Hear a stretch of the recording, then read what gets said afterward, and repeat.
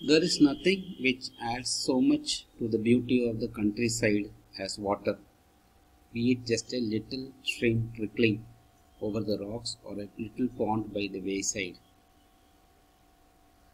என்ன சொல்ல வர்றாரு அப்படின்னு கேட்டால், கிராமப்புறங்களுக்கு செல்லும்போது தண்ணி தான் அதோட அழகை கூட்டுது. அது சின்ன ஓடையாக இருந்தாலும் சரி, பாறை நடுவில் கூட வர ட்ரிக்லிங் அப்படின்னு கேட்டால் சொட்டு சொட்டாக வந்து அப்படியே ஒரு சின்ன ஓடையாக உருவாகிற லிட்டில் ஸ்ட்ரீம், அதாவது சின்ன ஓடையாக இருந்தாலும் சரி, ஒரு லிட்டில் பாண்ட் சின்ன குளமாக இருந்தாலும் சரி, வழி ஓரத்தில் இருக்கிற குளமாக இருந்தாலும் சரி, எங்கே கேட்டில் quench their thirst, ஆடு மாடுகள்லாம் வந்து தண்ணி தாகத்தை தீர்த்து விட்டு போகக்கூடிய அந்த ஒரு இடம், அது பார்க்கும்போது ரொம்ப நல்லா இருக்கும் அப்படிங்கிறாரு. The rain-fed tanks that are so common in South India. rain-fed அப்படின்னு கேட்டால் மழை நீரினால் நிறையக்கூடிய குளம், கோயில் இருக்கிற குளம், ஏரி, இதெல்லாம் மழை வந்தால் நிரம்பக்கூடிய இதை பார்க்கும்போது. ஆனால் இப்போ யாரும் அது சரியாக பார்த்துக்கிறது இல்லை, நெக்லெக்டட் அப்படின்னு கேட்டால் உதாசீனப்படுத்துறது. இந்த மெயின்டெனன்ஸ், அதை வந்து சரியாக பராமரிக்கிறது.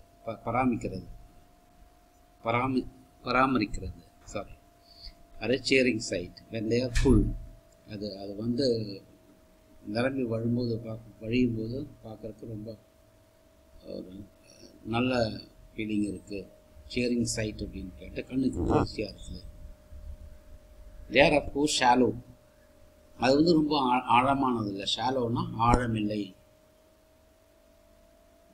ஷாலோக்கு ஆப்போசிட் டெப்த் அப்படின்னு டீப் அப்படின்னு சொல்லலாம். ஷாலோ அப்படின்னு ரொம்ப ஆழமில்லாத குளங்கள். But this is less evident since the water is silt ladder. இது பார்க்கும்போது தெரியாது, ஏன்னா தண்ணி வந்து மண் கலந்துருக்குது. அந்த light throws the light back, light வந்து ரிஃப்ளெக்ட் ஆகுது, அந்த வெளிச்சம் ரிஃப்ளெக்ட் ஆகுது. அந்த bottom does not therefore show. அப்போது இதோட இந்த குளத்தோட அடிப்பகுதி நம்ம பார்க்கவே முடியாது, ஏன்னா மண் நிறைஞ்சிருக்குது. These tanks play a vital role in South Indian agriculture. இந்த குளங்கள் எல்லாமே தென்னிந்தியாவில் விவசாயத்துக்கு முக்கியமான பங்கு வகிக்கின்றது. பிளே ஏ வைட்டல் ரோல் அப்படின்னு கேட்டால் முக்கியமான பங்கு. Some of these tanks are surprisingly large and it is a beautiful sight to see the sun rise or sunset over them.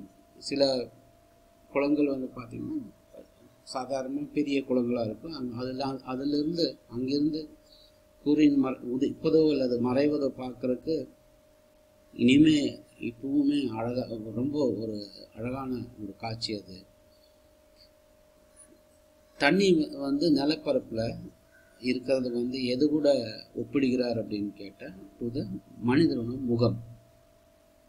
மனிதர்களோட முகத்தை ஒப்பிடுகிறார். என்ன அப்படின்னு கேட்டால் it reflects the mood of the hour. ஒவ்வொரு தடவையும் ஒவ்வொரு நேரத்துக்கும் தண்ணி அந்த நிலப்பரப்பிற்குள்ள தண்ணியோட சூழ்நிலைக்கு ஏற்ப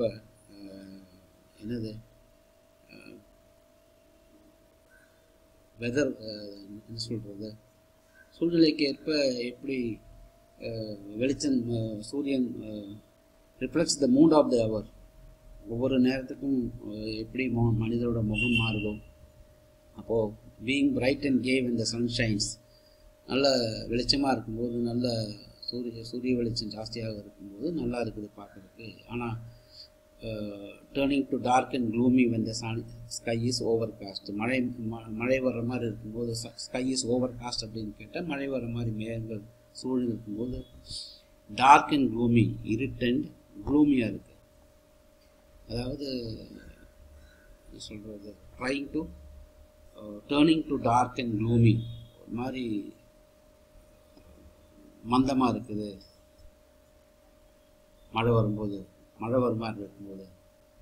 so what is the cheering sight mention in the paragraph? பார்ப்பதற்கு சேரிங் சைட் அப்படின்னு கேட்டால் பார்ப்பதற்கு அழகாக இருக்கிற காட்சி என்னது அப்படின்னு கேட்டால்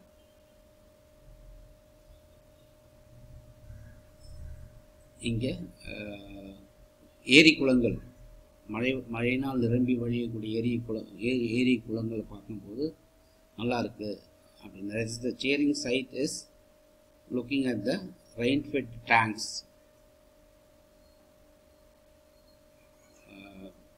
that are full.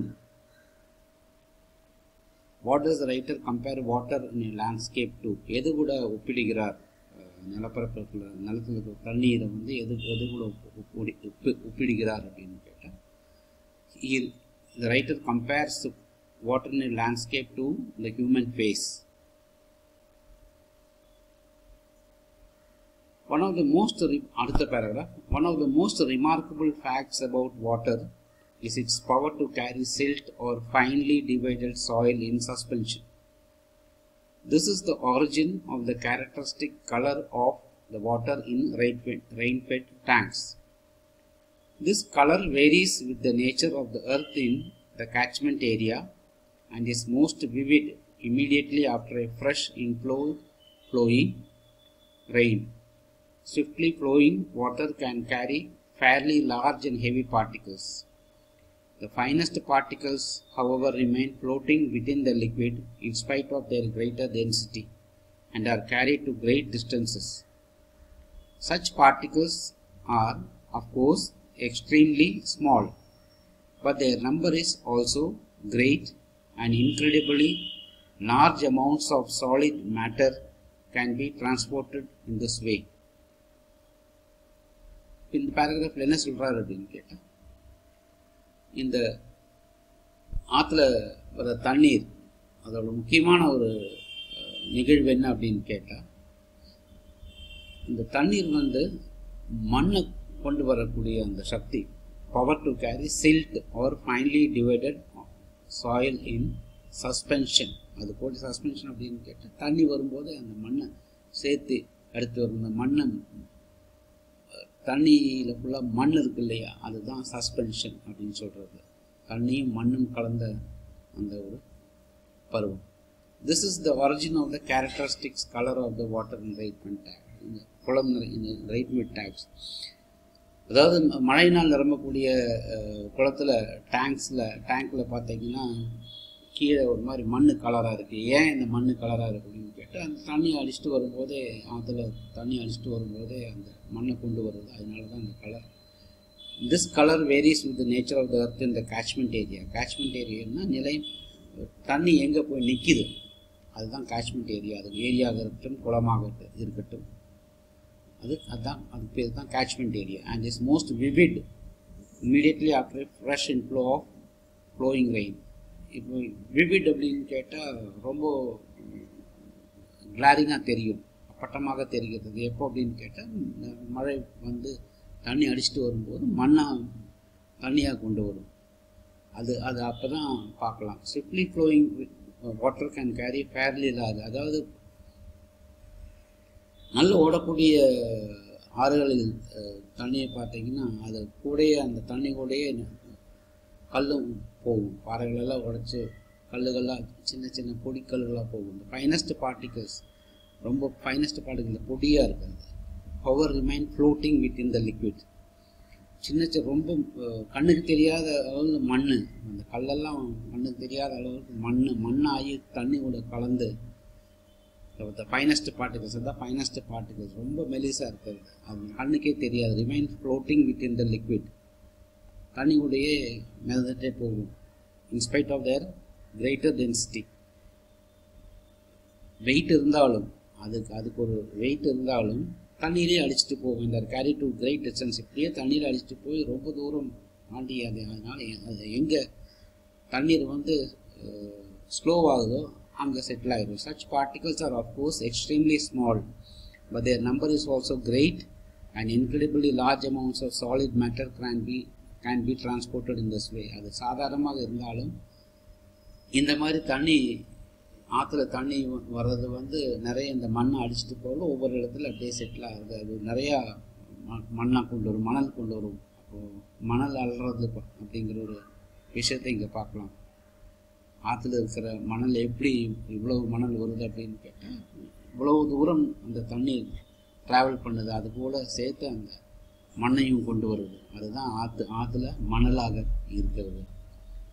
When silt-laden water mixes with salt water of the sea, there is rapid precipitation of the suspended matter. This can be readily seen when one travels by steamer down a great river to the deep sea. The color of the water changes successively from the muddy red or brown of silt through varying shades of yellow and green and finally to the blue of the deep sea. The great tracts of land have been formed by silt, thus deposited is evident on an examination of the soil in alluvial areas. Such land consisting as it does of finely divided matter is usually fertile. இப்போ மண் கலந்த தண்ணீர் சாதாரண ஆறு நதி எங்கே எதை நோக்கி போகிறது? கடல் நோக்கி போகிறது. இந்த கடலில் இருக்கிற உப்பு தண்ணி கூட சேரும்போது மிக்ஸ் ஆகும்போது என்ன அப்படின்னு கேட்டால் அந்த மண்ணெல்லாம் அப்படியே ப்ரெசிபிட்டேட் ஆகுது, அதாவது கீழே போயிடும். அப்போ அதோட நிறம் பார்த்தீங்கன்னா வித்தியாசமாக இருக்கும். rapidly there is a rapid precipitation of the suspended matter. Suspended matter அப்படின்னு கேட்டால் அந்த தண்ணீர் இருக்கக்கூடிய அந்த பொருள் suspended matter. அது என்ன? சின்ன சின்ன மண். This can be readily seen when one travels downstream. இதை எப்போ பார்க்க முடியும் அப்படின்னு கேட்டால் அந்த நதி மேலே இருந்து எங்கிருந்து உருவாகுதோ அங்கிருந்து சமப்பகுதியிலிருந்து நீங்கள் கடலை நோக்கி போகும்போது அதே வழியாக நாம் ஒரு சின்ன போட் ஸ்டீமர் அப்படின்னு கேட்டால் சின்ன போட் அதில் கடலை நோக்கி போகும்போது இதை பார்க்கலாம். இந்த colour of the water changes successively from muddy red, அதாவது தண்ணியோட கலர் சிவப்பு நிறமாக இருந்தது ப்ரௌன் ஆகும் மண்ணினால் through varying shades of yellow and green. இந்த கலர் மாறிக்கிட்டே வரும். And finally to the blue of the deep sea. கடல் நீளமாக இருக்கிறதுனால அந்த மண் எல்லாமே நீளமாக நம்மளுக்கு தெரியும். The great tracts of land have been formed by silt thus deposited is evident on an examination of the soil in alluvial areas. இந்த மண்ணெல்லாம் சேர்ந்து ஒரு இடத்துல அந்த வாயர் பகுதி கடலுக்கு போகிறதுக்கு முன்னாடி இருக்கிற அந்த பகுதிக்கு பேர் தான் டெல்டா ரீஜன்ஸ் அப்படின்னு சொல்லலாம். அங்கே இருக்கிற அந்த அலூவியல் ஏரியாஸ், அங்கே இருக்கிற மண்ணுகளை பார்த்தீங்கன்னா இது நம்ம ஆராய்ச்சி பண்ணும்போது தெரியும். Such land consisting as it does of finely divided matter is usually very fertile. இந்த மண் தான் ரொம்ப செழிப்பான மண், விவசாயத்துக்கு ரொம்ப உதவுகின்ற மண். இதுதான் அலூவியல் சாயில். ஸோ இந்த கேள்வி how does the water in great big tanks gets color? எதனால் அப்படின்னு கேட்டால் because of the silt, மண்ணால. அடுத்த paragraph. The flow of water has undoubtedly played a greater part and a beneficent one in the geological processes by which the soil on the earth's surface has been formed from the rocks of its crust. The same agency, however, under appropriate conditions, can also play a destructive part and wash away the soil, which is the foundation of all agriculture, and if allowed to proceed unchecked, can